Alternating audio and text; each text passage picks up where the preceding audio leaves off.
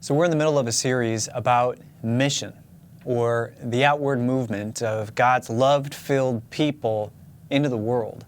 The series is called Planting Hope. And so far we've seen the way that we're called to our local parish or to our neighbors. We've also talked about saying yes to addressing global hunger. Later on in our series, we'll talk about walking with people that are struggling with mental health diagnoses, grief, and injustice. But before we get to the second half of the series, I want to pull us together maybe, just for a little bit, for a bit of a halftime conversation about the inevitable voice that will meet you on the road to where God is calling you. It's the voice that I've contended with for most of my life, and certainly when I was considering applying for my job here. And it's a voice that I think has plagued the people of God since the very beginning. Like I said, it's the voice of doubt.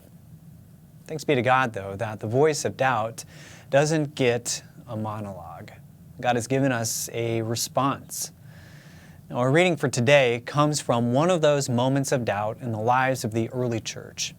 You see, Jesus and His disciples were in the midst of a huge crowd of folks clamoring to get in close with this would-be Messiah.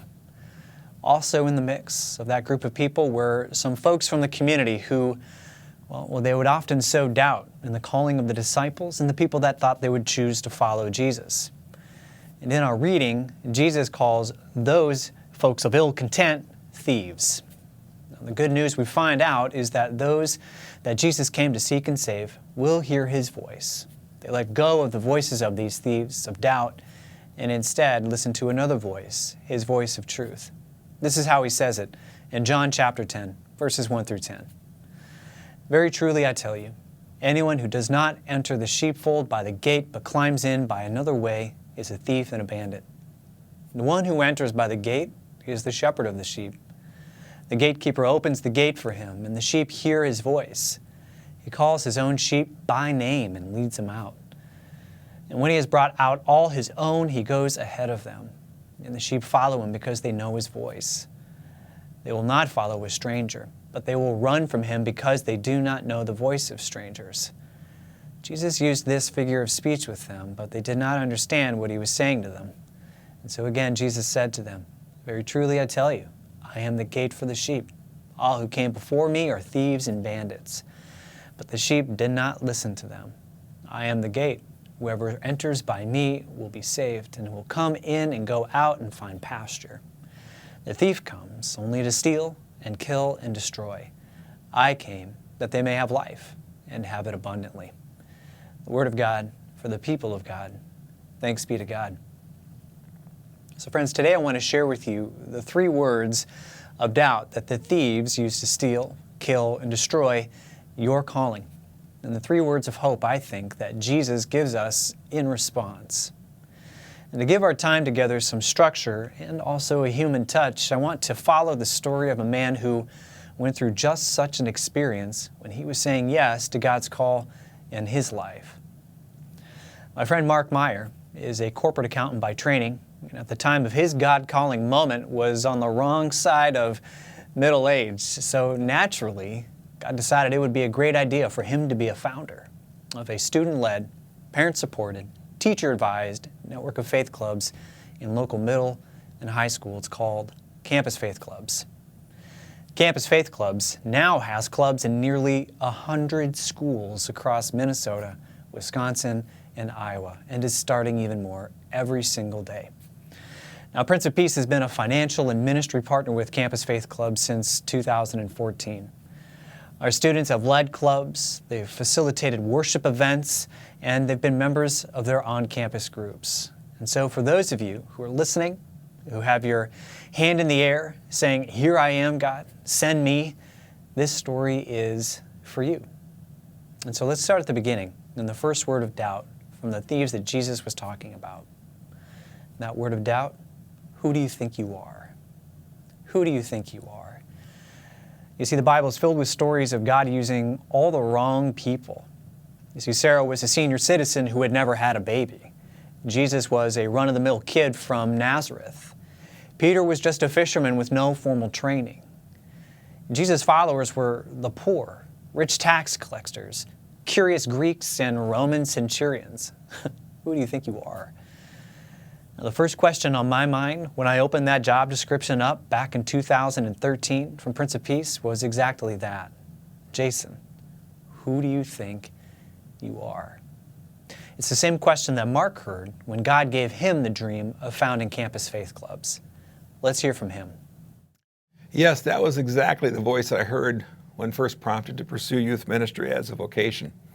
After all, it really didn't make any sense from a worldly standpoint. I'm a logical person, and it was like, how am I going to be able to support a family of 6?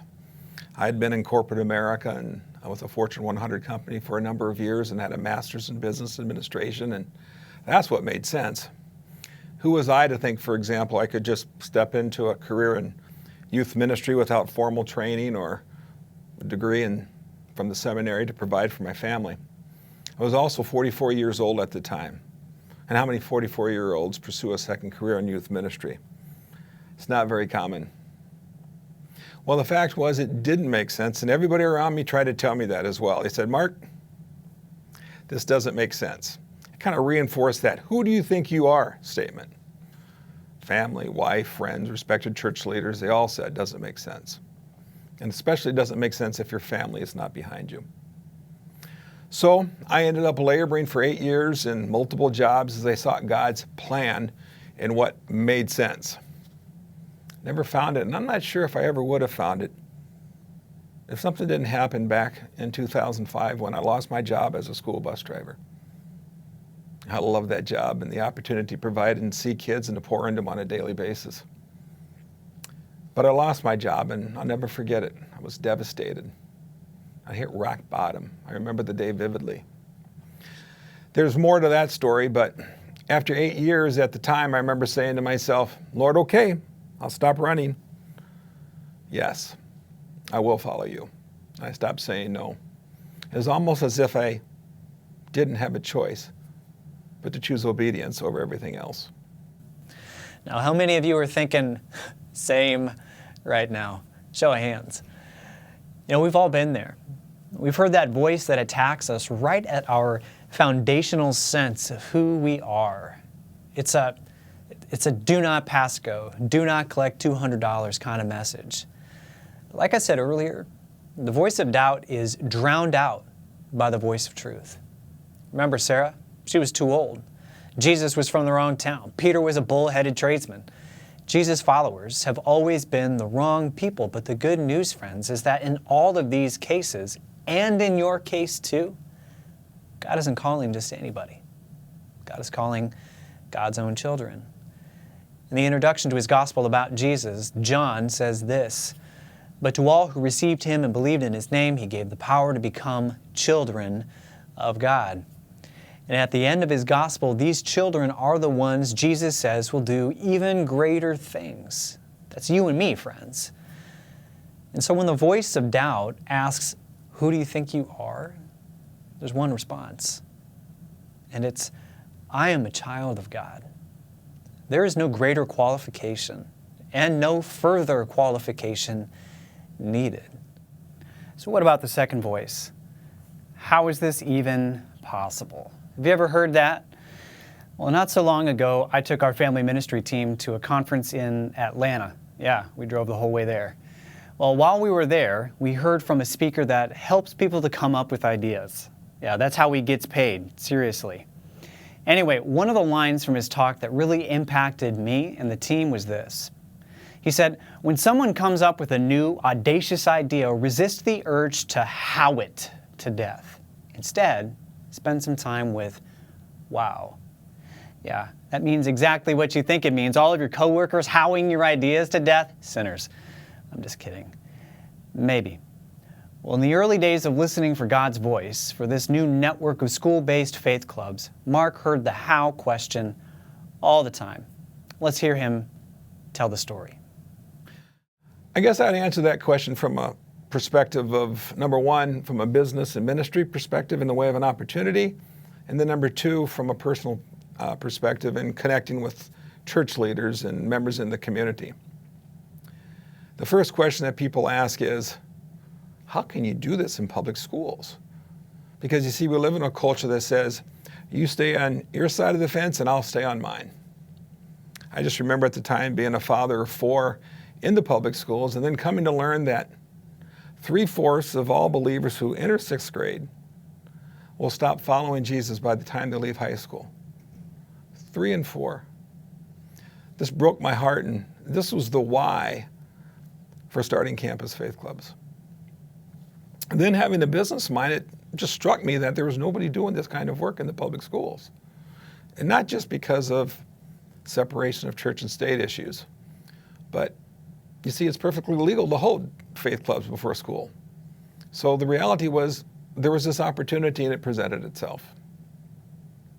Now, as to the response in the community from church leaders and area community folks, the result was mixed, and it still is today. I remember distinctly being looked cross-eyed by youth pastors and senior pastors like, is this guy for real? But just for the record, Jason Kramme was not part of that group. He knew it was for real from the beginning. But the fact is, the response for partnership with local churches was not good. I'd say the favorable responses were maybe 1 in 10. Thankfully, Prince of Peace was one of those churches. I remember a friend of mine who was on my board of directors at the time saying, Mark, this is exactly what Prince of Peace is all about. Reaching our community with the love of Christ in the mission field.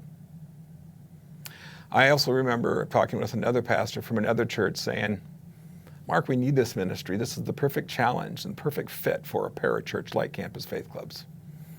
And I think he said this because he knew that this mission was broad and it represented the capital C church, not just a single denomination.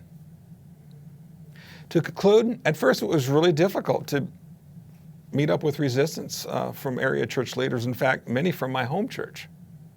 I was really saddened. But God's so good. He provides hope and encouragement with the broad capital C church, the body of all believers. These believers that come in the form of friends and parents and area church leaders, school teachers, many of whom are right here at Prince of Peace. Too many to mention, but you know who you are.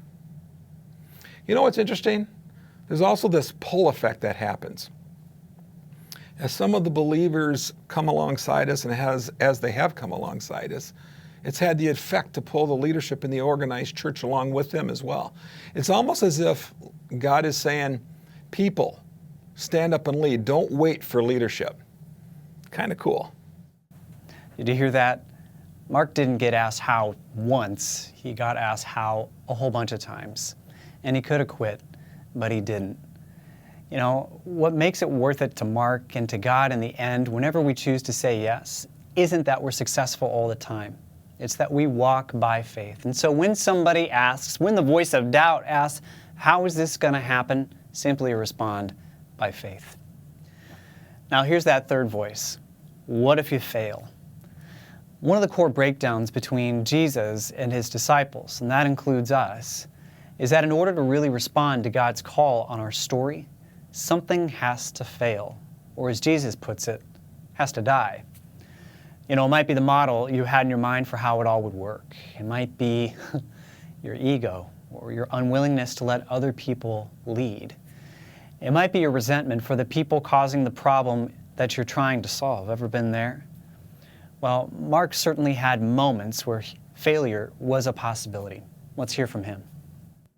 Now that's an interesting question. On one level, this was very real. I lived it.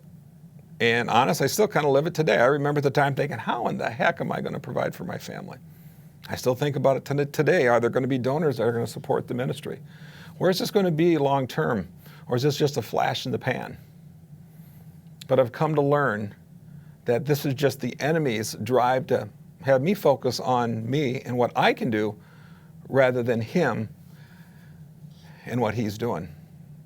I remember thinking back in 2007 that I needed to do this to pursue CFC, not because of what I'm going to get out of it, a salary, personal satisfaction, or whatever, but because I need to. I need to be obedient.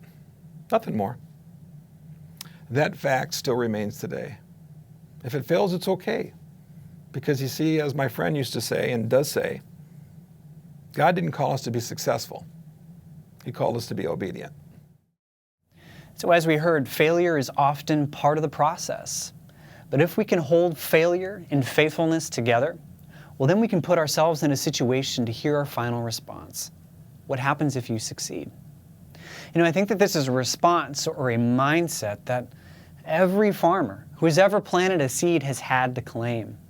What if it grows? In spite of the weeds, in spite of the droughts, in spite of the bugs, in spite of whatever could steal away this seed, the farmer has to ask, what if it grows? What if it succeeds? Friends, we've been called by God into mission to be a love-filled people moving throughout the world, planting hope, seeds of hope wherever we go. And like Mark has managed to do and continues to do for all of these many years, we are called to let go of the voice of doubt so that we can claim the voice of truth, which tells us that we are a child of God, that encourages us to walk by faith, and above all else, to wonder what might happen if we succeed. And so I wonder for you, what's the voice of truth you need to hear today? That you're a child of God, to walk by faith, to ask what happens if you succeed? Well, as you lean into that question, let the words of this song sink in. The song's called The Voice of Truth, and I hope it finds a space in your heart today. Well, the voice of truth tells me a different story. The voice of truth says, do not be afraid. And the voice of truth says, this is for my glory. Out of all the voices calling out to me, I will choose to listen and believe the voice of truth.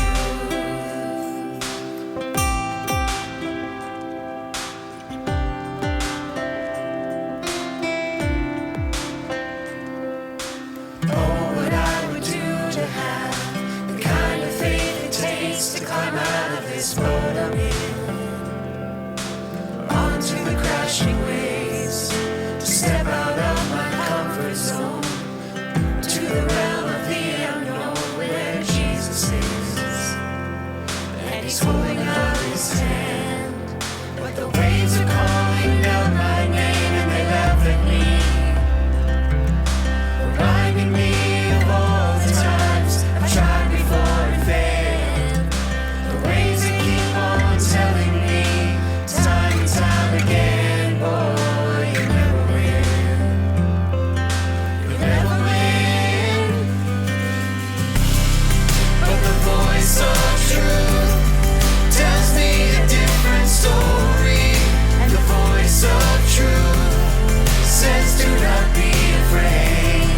And the voice of truth says, this is for my glory.